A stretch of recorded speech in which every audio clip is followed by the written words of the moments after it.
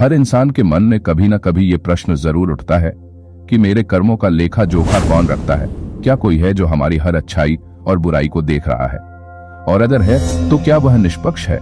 क्या हमें हमारे कर्मों का फल निश्चित रूप से मिलता है? ये सवाल केवल एक जिज्ञासा नहीं बल्कि हमारी आत्मा की पुकार है।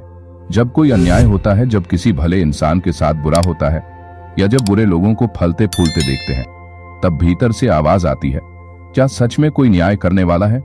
आज इस वीडियो में हम जानेंगे कौन करता है कर्मों की गिनती, क्या हमारे हर अच्छे बुरे कर्म दर्ज होते हैं, धर्म ग्रंथ क्या कहते हैं, आत्मा, ईश्वर और ब्रह्मांड का संबंध कर्मों से कैसे जुड़ा है। हिंदू दर्शन, बौद्ध दर्शन, जैन धर्म और यहाँ तक कि गीता और उपनिषदों में कर्म का सिद्धांत बहुत प्रमुख है। गीता में भगवान श्री कृष्ण कहते हैं, कर्मण्येवाधिकारस्ते मा फलेषु कदाचन। इसका अर्थ है हमें केवल कर्म करने का अधिकार है, फल की चिंता मत करो। कर्म 3 प्रकार के होते हैं। 1 संचित कर्म, पिछले जन्मों के संचित कर्म। 2 प्रारब्ध कर्म, इस जन्म में जो फल मिल रहा है। 3 क्रियमाण कर्म, जो अभी हम कर रहे हैं और भविष्य को बना रहा है। हर कर्म एक ऊर्जा छोड़ता है, वो ऊर्जा ब्रह्मांड में दर्ज हो जाती है। अब प्रश्न है, हमारे अच्छे बुरे कर्म गिनता कौन है? क्या ईश्वर, क्या यमराज, क्या कोई अदृश्य लेखाकार, या हमारी अपनी आत्मा, शास्त्रों के अनुसार चित्त, या हमारा सूक्ष्म शरीर हर कर्म को रिकॉर्ड करता है। यह एक दिव्य रिकॉर्डिंग सिस्टम है जिसे आकाशिक रिकॉर्ड्स भी कहा जाता है, जहां हर आत्मा का हिसाब मौजूद होता है। ब्रह्मांड का हर कण ऊर्जा से भरा है और यह ऊर्जा चेतन है। यह चेतन ऊर्जा ही हमारे कर्मों का लेखा जोखा रखती है। धर्म ग्रंथों में चित्रगुप्त को यमराज का सचिव माना गया है, जो हर आत्मा का लेखा जोखा रखते हैं। अब अगर हम विज्ञान की दृष्टि से देखें तो हर कर्म एक वेव या ऊर्जा उत्पन्न करता है। क्वांटम फिजिक्स कहती है हर चीज एनर्जी है। जब आप सोचते हैं, बोलते हैं या कोई कार्य करते हैं, वह एक वाइब्रेशन पैदा करता है। ये वाइब्रेशन कहीं जाता नहीं, ब्रह्मांड में दर्ज हो जाता है। हमारा मस्तिष्क एक ट्रांसमीटर और रिसीवर की तरह कार्य करता है। ये सब कुछ रिकॉर्ड करता है। न सिर्फ हमारा दिमाग बल्कि पूरा ब्रह्मांड भी। हमारी आत्मा परमात्मा का अंश है। वह सत्य, ज्ञान और चेतना से भरी हुई है। वह स्वयं जानती है कि क्या अच्छा है और क्या बुरा। जब हम कुछ गलत करते हैं तो आत्मा बेचैन हो जाती है। वह हमें अंतःकरण के माध्यम से चेतावनी देती है, जैसे गलत किया। यही आत्मा मृत्यु के बाद हमारे कर्मों के आधार पर अगले जीवन को निर्धारित करती है। कभी कभी हमें लगता है कि बुरा करने वाले बच जाते हैं, लेकिन यह भ्रम है।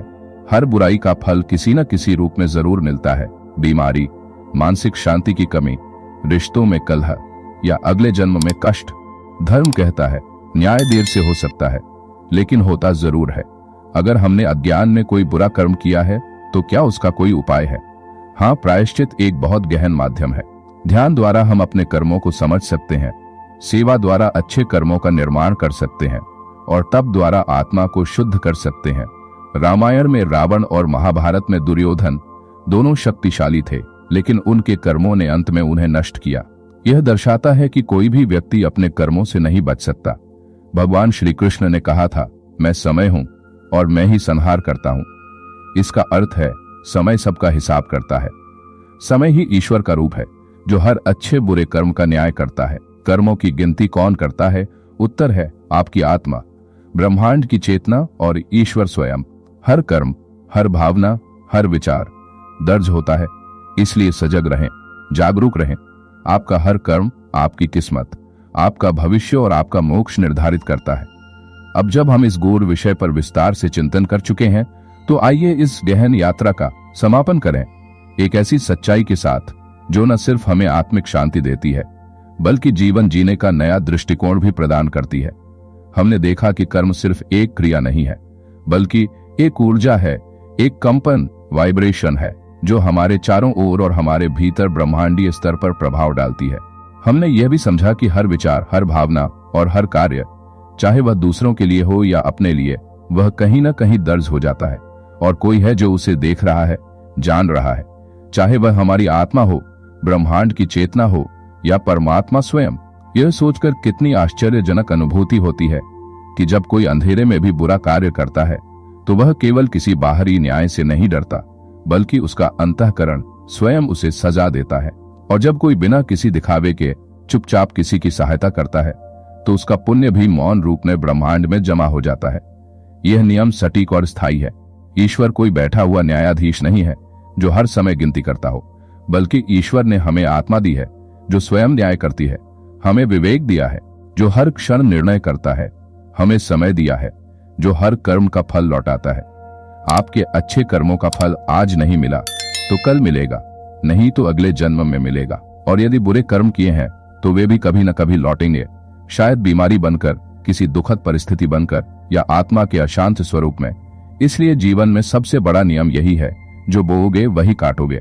और यह नियम किसी भी धर्म, जाति, भाषा या समाज के अधीन नहीं, बल्कि संपूर्ण सृष्टि का नियम है। कई लोग पूछते हैं, अगर भगवान है तो बुरे लोगों को सजा क्यों नहीं मिलती? तो उत्तर है, मिलती है, लेकिन हर चीज का समय होता है। ईश्वर का न्याय शोर नहीं करता, वो धीरे धीरे आता है, लेकिन जब आता है तो संपूर्ण और पूर्ण होता है, बिना पक्षपात के, बिना देरी के, बिना गलती के। इसलिए डरिए मत, लेकिन जागरूक रहिए। अगर कभी गलती हो जाए तो पश्चाताप कीजिए, प्रायश्चित कीजिए, क्षमा मांगिए और फिर से अच्छे कर्मों की ओर लौट आइए। और याद रखिए, हर अच्छा कर्म एक बीज है जो एक दिन वृक्ष बनकर आपके जीवन को छाया और फल देगा, और हर बुरा कर्म एक कांटा है जो कभी न कभी चुभेगा, या आपको या किसी प्रियजन को। इसलिए जब अगली बार कोई निर्णय लें, कोई कर्म करें, तो यह जरूर सोचिए, क्या यह मेरी आत्मा को शांति देगा? क्या यह ब्रह्मांड में प्रेम और सद्भाव बढ़ाएगा? क्या यह ईश्वर की दृष्टि में मुझे ऊंचा बनाएगा? क्योंकि अंत में कर्मों की गिनती कोई बाहरी शक्ति नहीं, आपका ही आत्मिक स्तर, आपके ही आत्मिक स्तर, आपकी ही चेतना करती है, और आप ही हैं अपने भविष्य के निर्माता। जीवन एक यात्रा है, कर्मों की यात्रा, और इस यात्रा में सबसे बड़ा साथी है सत्य, प्रेम और सेवा।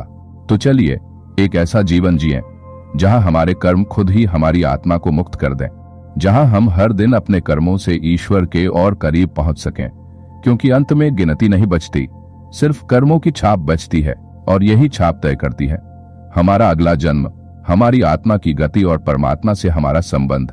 इसलिए सजग बनिए, शुभ कर्म कीजिए और इस अनमोल जीवन को सार्थक बनाइए।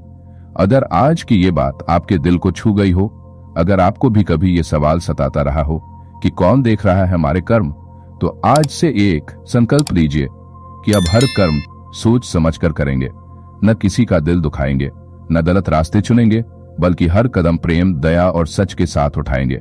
क्योंकि जो आप आज करेंगे वही कल बनकर लौटेगा। आपकी जिंदगी वैसी ही होगी जैसी आपकी सोच और आपके कर्म है। तो आइए इस ज्ञान को सिर्फ सुनकर न छोड़ें, इसे अपने जीवन में उतारें। आज ही किसी की मदद कीजिए, किसी भूखे को खाना दीजिए, या किसी दुखी को अपने शब्दों से सुकून दीजिए।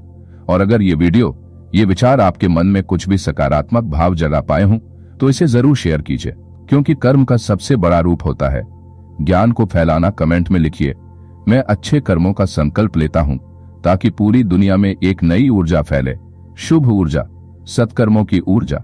ईश्वर आपको सदा शुभ मार्ग दिखाए।